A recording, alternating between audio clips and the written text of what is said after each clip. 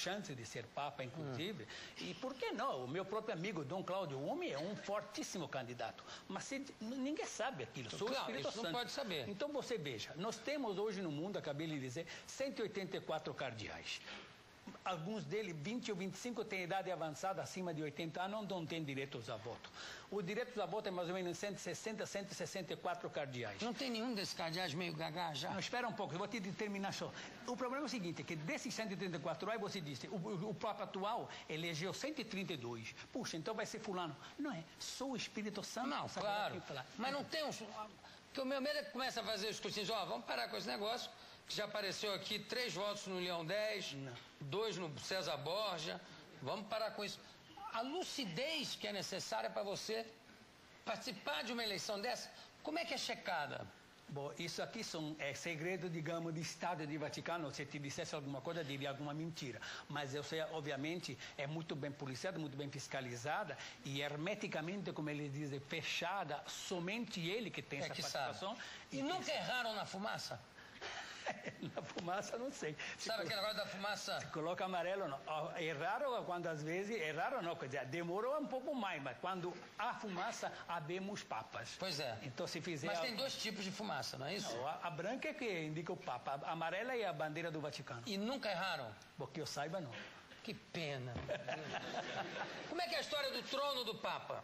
O trono do Papa é o seguinte, justamente nessa época que foi eleita essa papisa, 1624, se não me falha a memória... quer dizer que é real a história da papisa, eu pensei que era é real, lenda. Mas que até hoje, se você analisar as eleições do Papa, ela é real. Simbolicamente, ela senta numa cadeira para ver se as pessoas têm que fazer um gesto simbólico quando passa na Capela Sistina, naqueles 2 corredores que lá tem, e as pessoas têm que levantar o alto, mas logicamente a cadeira tem funda, naquela oportunidade não tinha. Para ver se era homem ou se era mulher. Exatamente, você respondeu. Essas coisas que é como o negócio do martelo, eu fico fascinado também com isso, porque de repente são coisas que se transformam em tradição. É verdade. Não é? É verdade. Uma pergunta um pouco incômoda, talvez. Não, incômoda não. E que, pelo menos a mim me incomoda um pouco. Sim.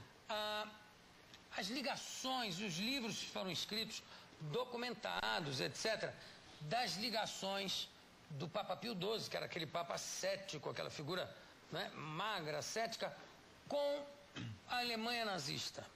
Tendo sido, inclusive, embaixador, ou tendo sido... Tem 2 versões nesse caso. Obviamente, tem uma parte a favor e uma parte contra. O último 41º encontro agora em Itaici, onde foi eleito justamente a nova diretoria da CNBB, que foi o presidente, foi o nosso querido amigo Dom Geraldo Maiella de Salvador.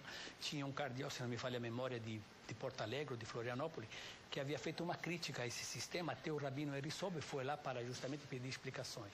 Mas ele não disse nada, uma coisa ou outra, porque há realmente um pouco de deturpação dentro desse problema, até das próprias entrevistas. Como há agora algumas críticas, esse Papa maravilhoso atual, o João Paulo II, recentemente estava sendo criticado porque ele pediu 92 vezes perdão para as pessoas, para o Holocausto, para os gregos, para os ortodoxos, para os latinos, entendeu? Pedir desculpa daquilo que é passado.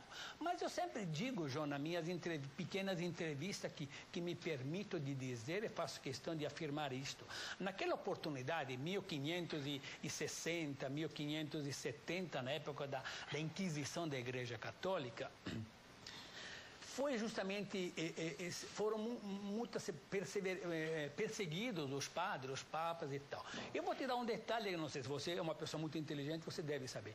O próprio Dante Alighieri foi um perseguido pela Igreja Católica. Galileu. O Dante Alighieri era o único que, dormindo, se podia transportar mentalmente, e ele escreveu a Divina Comédia se transportando por aí.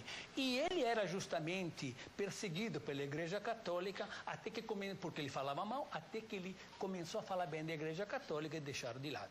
Mas naquela época, João, foi a época que mais santo, mais mártir, mais profeta, mais apóstolo surgiram. Só que não tinha mídia, não tinha Globo, não tinha programa do Jô para levar a mensagem ao povo daquela época. Imagina eu com o santo aqui do lado, já pensou? Você me entende, Jô, qual era essa digamos, essa... Mas você não me respondeu nada, no fundo. Mas eu vou te responder o quê? Não, se a igreja toma alguma posição em relação a essas atividades que hoje parecem mais ou menos provadas do Pio XII em relação à simpatia, vamos dizer. Não vai, porque, como eu acabei de lhe dizer, a simpatia e a antipatia. Tem gente que gosta de você e gente que não gosta. Não fala isso. Mas então, como é de mim também, pô. Então, que das pessoas que não gostam da gente, pode ser que elas falam mal das pessoas. Não, mas porque eu acho que ele foi... com documentos. Exatamente, mas sabe que livro é para vender livro, cada um fala. Então, eu acho que ele se comportou, a meu ver, se comportou dignamente, porque nada foi provado a respeito dele. Outra pergunta, para terminar o nosso papo, porque por mim eu ficava aqui a noite toda. Não, mas você tem que fazer 10 programas para contar seguinte, tudo, o segredo do Vaticano. Os segredos do Vaticano eu gostaria de saber. Então, vamos lá. Organizações como o Opus Dei, né, que é uma organização super conservadora, de direita. Mais rica de todas as religiões. E é a mais rica de todas as religiões. Ainda tem uma influência forte no Vaticano, como tinha há 20 anos, há 10 anos atrás? Tem ainda, porque você recentemente foi feito um santo. Foi feito um santo, o padre Escribás, o espanhol Escribás, foi dia 6 de outubro, último passado. E essa, digamos, da morte, a canonização, a beatificação demorou 10 anos, porque era o único santo da Opus Dei. Obviamente, porque para ser santo precisa comprovar pelo menos um milagre, 3 ou mínimo 1. Aquilo que às vezes é milagre para um, não é milagre para o Vaticano. O Vaticano é muito exigente quanto a isso, né? Eu assisti recentemente certa cena aqui, até infantil, desculpa, meu ponto, pela minha cultura religiosa, uma imagem num vidro, uma imagem numa nuvem, parece isso, parece aquilo. Esses fenômenos, toda hora na Europa, com a mudança de temperatura no próprio carro que você anda, pega uma chuva, está quente, pum, explode o vidro. Então, que é fenômeno, não é paranormal, é fenômeno, enfim. Mesmo Lourdes, né, que é um lugar milagroso, a igreja só reconhece 36 milagres daqueles que são realmente indiscutíveis, né? João, existem no mundo hoje 2.000 milagres consagrados que nem a própria ciência conseguiu provar até hoje. Haja visto o sangue, a liquefação do sangue de San Gennaro, o Santa Gemma Galmani, o próprio milagre de Lanciano, que a língua de Santo Antônio, que continua intacta ainda em Pádua, com a língua, cresce barba ainda com a língua. Minha querida Santa Rita de Cássia. Santa Rita de Cássia, grande, santa, maravilhosa, extraordinária. É que, às vezes, como eu te digo, o santo é mais forte e menos forte, é mais venerado e mais adorado. Mas a gente estava falando do Opus Dei.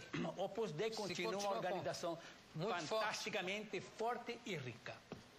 Eu conversei com Giancarlo Nardi, especialista em assuntos do Vaticano e elegantíssimo. Parabéns. Eu encomendei, se me permita, encomendei 3 livros desse em Roma para a editora. Eu gostaria de fazer o seu programa, eu quero entregar um para o Núncio Apostólico, o novo Núncio Apostólico de Brasília, o Dom Lourenço Baldisseri. O outro para o meu querido amigo Dom Cláudio Umi e outro para o meu amigo Dom Luiz Bergonzini, meu diretor espiritual. Queria entregá-lo no teu programa com os 3 presentes. O maior prazer. Muito obrigado. Daqui a pouco a gente volta. Obrigado.